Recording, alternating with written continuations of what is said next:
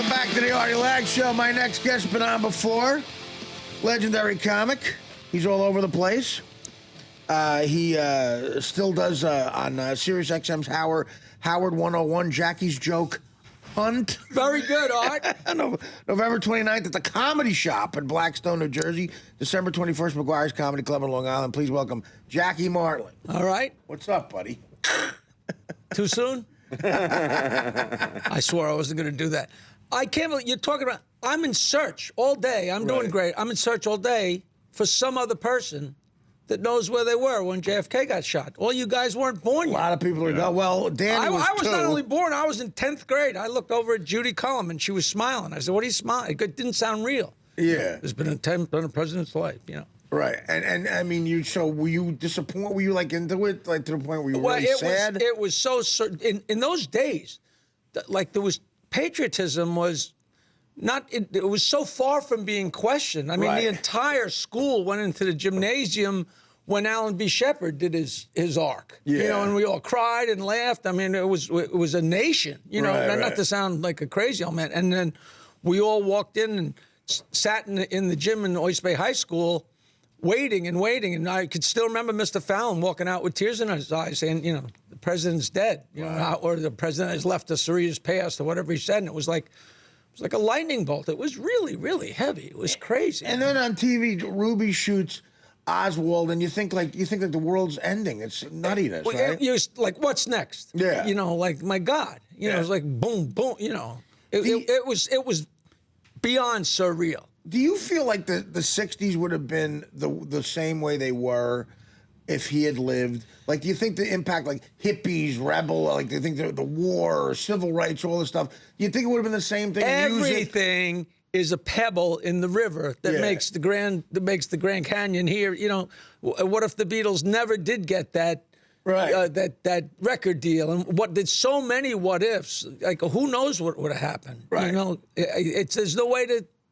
Because you were a guy who was really, you know, you were really involved and partook in all the 60s where you started a band, you got into weed, you grew your hair, you went to, you know. Kennedy was like, you know, all right, we have the President's Council on Youth Fitness, everybody do push-ups. We all did push-ups. I woke up in the morning and did push-ups because the president said do push-ups. I can't believe I did that. That's why I could kick your ass, John. But then the ironic part is your generation was the one that then rebelled against it all and said, you know, don't do what your leaders tell you. Just, it was so funny because I went to Michigan State, which was such a white bread, middle of the road school. Yeah. But for some reason, they stuck me in this tiny little liberal arts dormitory called Justin Morrill College.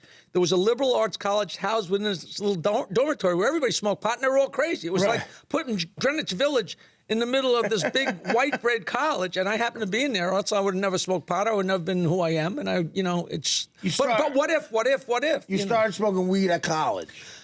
You know, it's so funny. I never smoked a joint till sophomore, between freshman and sophomore year, 1967. Because back then it wasn't, how old were you when you started smoking pot? Yeah. It's like, where were you in 1967? You know what I mean? Because it's so funny because you go to share a joint with somebody who's like 19 years old. And they're like, no, man, I quit when I was 11. Because people You're right. It's like, crazy. I didn't smoke a joint until I was like 22 or something. I know. Yeah. So 67, like those were like the Summer of Love, all that stuff. Right. Oh, it was, you know, it was, Howard used to make fun of me. He said, oh, Jackie thinks he's still in the 60s. Well, who wanted to leave? Right. It was so fantastic. And it took us, so then the 70s was just like that lingering. And how did you, I mean, when did you decide you wanted to actually perform for a living? Oh, yeah, I just always did. Yeah. You know, that's such a crazy question. You know, I know as a little kid, you always fool around and do things. But when you're a little kid, everything you do, you think, that's what everybody else does. I always told jokes and told jokes, and I always figured everybody knew all the jokes. And then one time I told a joke on stage to Catch a Rising Star, and David Say came over to me and said, that's a good joke, man. You ever think about doing this? And I'm like, well, you knew that joke. And he said, no. And then all of a sudden I started realizing that Nobody knew the jokes. Right. Just like when you're a little kid and dress up as Santa Claus and dance around for your family. You figure, well, every kid doesn't do that. You know. And some of you were good at telling jokes, and you can make a living at it. You know, I don't know if I was good or not. I just didn't let people get away. Well, at some point you became good at it. You know, you beat a fish long enough, it'll die. You know.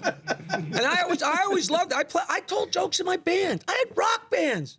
Imagine the leader of a rock band, like, all right, 2 Jews going to a bar. You know? That's why they kept quitting. I'd like to see that. I'd like to see Steven Tyler do that, maybe. A little bit of that. Hey. So what? But was there ever a point where you wanted to do music? Was that really the big dream? What do you mean? Was there ever Be a rock point? star more than a comedian? You wanted that more. The comedian, there was no comedian thing at all. That was that. When I bailed out, I started telling jokes. Right. For the whole 70s, I was a singer, songwriter. Yeah. Nobody knew it. But I always tell people, you know, how good you are or how successful you are at something has nothing to do with how much effort. My heart, my soul, everything was in my songwriting and my music. I just sucked at it. Yeah. You know, do you think you really did? I mean, you had to have some talent. How long did you last? 31 years old, we're making $40 a week. You know, Right, I said, if I ever want to eat, you know that story about my band. I'm in a 3-piece band. Right. Do you know the story? No. I know it. I'm in a 3-piece band. And at the end of one of our gigs, the other 2 guys came up and said, Jackie, we're leaving the band to start our own band. I said, That's rough for the 3-piece. Yeah. There's 3 of us and 2 leave to start their own band. That's throwing me out of the freaking band. But how long did you do that for, like the road and stuff? Forever, all through college. I stayed at Michigan State. I stayed there an extra 2 years after I graduated playing rock and roll. And then the whole 70s. Right. You know, we were drinking and smoking pot and getting laid. You know, if it's not broke. When did you do it? No, I know. It sounds like fun. Jeez. And then when the last band broke up, I said, it's like having 2 wives, 3 wives, 4 wives. It's impossible. And then the older you get and with no money. So I started telling jokes on stage because I had gradually been doing that. In the 70s, I was telling jokes in my band. You know, Right. It was like a little band where we told jokes and played original songs. And then I just started telling the jokes on stage, and it worked. Were your songs funny? Some of them were a little bit funny. Like Tenacious D type No, stuff? no, not that Well, crazy. you had the pot song and stuff like that. But that was not an anomaly, but they weren't all that crazy. You know, there were songs that were a little bit bittersweet and a little bit romantic. Right. They would, you know, we sucked. You know, that's why we didn't get You it. still play guitar? And Sure. stuff? What do you want to hear? I came this He close. plays. I came this close to calling up and saying, maybe not this time, but one of the times I come in, can I play a song? Oh, of course. That'd be I would great. You love that. play? He plays, yeah. He was in a band. Yeah. What'd you sure. play? He I've plays been in really bands. good. I play guitar and sax. See, I would have pegged you for a drummer. Yeah. Well, Just 'cause it's an insult. I can. Man. Yeah. I'm not He plays good. he plays a really good guitar, actually. We will have to. Let's jam. Yeah. I would love Do that it. for you to come in and sing a song. That would be great. What, seriously? Work a song. We could work a You know, song out together. I was actually going to call and say, can I do that? And I said, you know, this last minute thing, you know, we'll do it Anytime. next time. What? And we'll definitely do a song together. Yeah, that'd you be know. cool. So how do you go from the band to okay, now you're telling jokes on stage to making a living at it? You know, there was no such thing as a comedy club in 1979 except for Catch a Rising Star and the comic strip in here, and you know, The and, improv was here. So me right? and Minervini put an amplifier and a couple speakers. I was playing by myself at that point. I was playing in the band, and I knew things were going south, so I was playing by myself with the guitar and the amplifier, telling jokes and getting paid some So money. you were a guitar act for stand-up for a while. Well, we decided to start trying to have a comedy show, and me and Minervini and a couple guys were doing a show at Cinnamon in Huntington, which was a bar, and people were paying a lot. You know, they were paying their money to get in, and we were paying the comics and keeping what was left. Right. And we started making money, and then at one point I said to my girlfriend, they laughed at everything I did.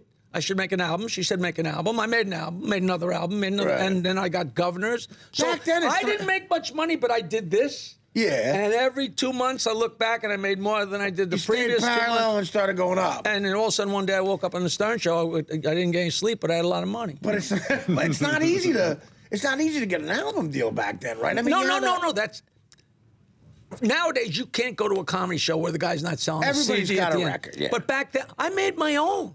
People were so impressed. I think that impressed Howard because I had 3 records. How did you do that? I made them. You just would go to the club and wire it up, or you know what do you mean? My book is going to be so interesting to you. But I always recorded myself. So what I did, I had a Nakamichi cassette recorder, a regular cassette recorder. Yeah. And one side of the stereo came out of my amplifier, so it was my microphone going in. And I had microphones hanging in the house. and they went to the other track. Right. And then I mixed them, so I bring up the audience a little bit, and then chopped it up with a razor blade, borrowed $100 from 15 different people, sent the tape, my class picture where I'm giving the finger, and a few other pictures to Nashville. And then I went into Port Authority 2 months later. I've never had a child, but it had to be the same thing. I picked up my 1,000 albums at Port Authority. I thought I died and went to heaven. And all of a sudden I had a record. People are like, wow, they're so impressed. What year are we talking about? 79. Wow, that is impressive. Yeah. I started, you know how you say this is my starting point? Right. I started stand-up comedy in January of 79. In September of 79, I had a comedy album. It sucked, but I had a comedy album. And then everybody said, well, what if nothing happens after that, you make that album? I said, I'll make another one. Yeah. And I made 3 of them. That's a smart I made move. 3 of That's a them. smart move. And you actually would do the editing, you were cutting the tape. But with a razor blade, none of this sound forge. I know, you now can't. you back up 60. I mean, I had little tiny pieces here and they're flying, and I'm so hungover, and oh my God. and then, you get stacks of tapes. I mean, it was a phenomenal story. It was, So you make it's a rags to rags story. You make 3 albums in how long? 1979, 1980, and 1982. So you put out one almost every put year, out, brought them upstairs, And then how'd you sell them? At gigs? I was the first guy that had them, right? So I'm down in Fort Lauderdale. I get by, Richie Tinkin books me in Fort Lauderdale. I'm down there with my albums, and I'm standing there at the door, and people saying, "Oh, you're good. Who wants to buy an album for $5?" And the comedians are making fun of me. Like, look at that jerk. Look at that jerk. Look at that jerk. And all of a sudden, at the end of one night, they're like, wait a minute. We each made $40.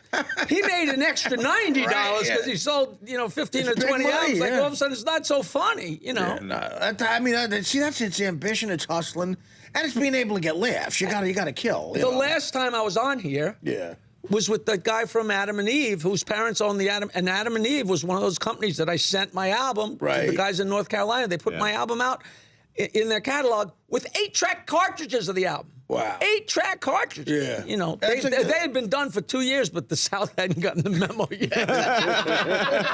You do well in the South. They don't get a lot of memos. It's a cool story. You got to hustle.